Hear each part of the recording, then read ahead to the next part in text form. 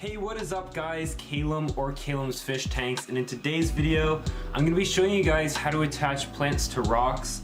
Now this is a super good method. I use it a lot in aquascaping. You can attach plants to small little pieces of lava stone like this, and then that allows you to move them around in your tank super easily, and it's also super good for selling plants for profit. I attach plants to little rocks like this, and then you can sell them for a bit extra. It makes it super easy for customers, especially people who are new to plants and they won't exactly know how to plant things like Java fern and moss, and if you attach it to a rock, you can just tell them, just drop it in your tank and it'll do fine. But anyways guys, let's get started. So for starters, let's talk about what you're going to need. You're gonna obviously need some plants. Here I have some narrow leaf Java fern, if I can get it to focus. There we go. Oh, not narrow leaf, sorry, trident leaf Java fern. I also have some physidents, which you also won't be able to see. I don't know if you can see that, but that's Physidents fontanus. And then as well as some Anubias nana petite and Anubias nana pinto. You're going to need some lava rocks. Now the reason I'm using lava rocks is because they have a super porous structure, which makes it super easy for plants to kind of attach their roots, things like moss and Java fern and Anubias. And then you're either going to need some super glue. This is cyanoacrylate super glue, and I can't seem to get it to focus. There we go. This is cyanoacrylate super glue, and this stuff is gel type. You're going to want gel instead of liquid, because liquid will kind of spread out. Now what I'm actually going to be using is just some thread. Now this is a bit more difficult than super glue, but in my opinion it's a lot better, especially if you're wanting to sell them for profit. And it's a lot easier on the eyes because you can eventually just cut off the thread once the plants have attached, and it looks a lot better if you're going to be using this method for scapes or selling to customers.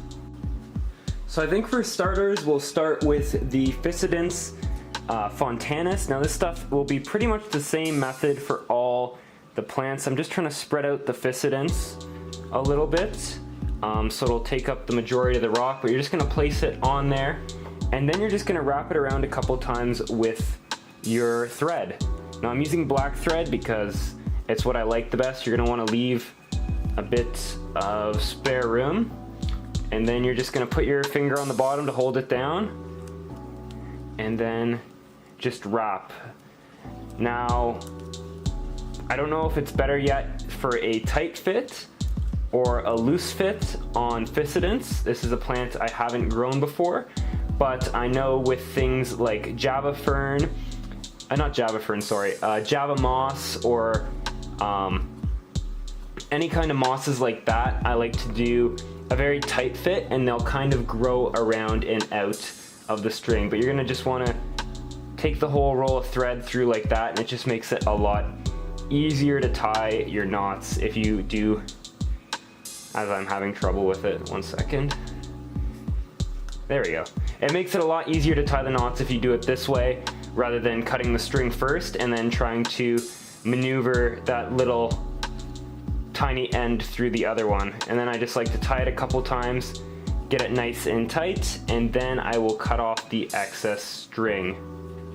So there we go, I've tied it a couple times. I've got my aquascaping scissors. I'm just gonna cut here and cut here. Now with this little piece of rock, you can just go and drop this anywhere in your aquarium, if it'll focus. But you can see the moss is on there, and that'll grow out through the thread, and you'll get a nice little bushy rock completely covered in Physidents moss. Eventually you won't even be able to see the rock, and this makes it really good for aquascapes as well as selling to customers. You'll sell them a little rock completely covered, and then they can just drop it in their tank and it should do perfectly fine. So now I'm gonna do some Anubias nana petite. Now what I'm gonna start off with is cutting off all of these super long roots because they make it a little annoying to attach these, and I like to just cut down the roots like that real quick.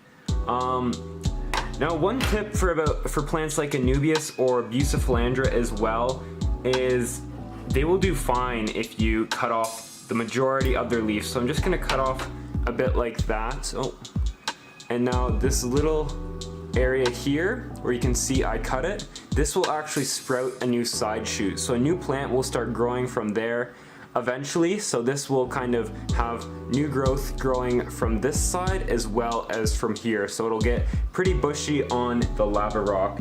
Now this stuff I need, oh, that just crumbled in my hands. I need slightly bigger pieces of lava rock. I don't know if this piece is too big.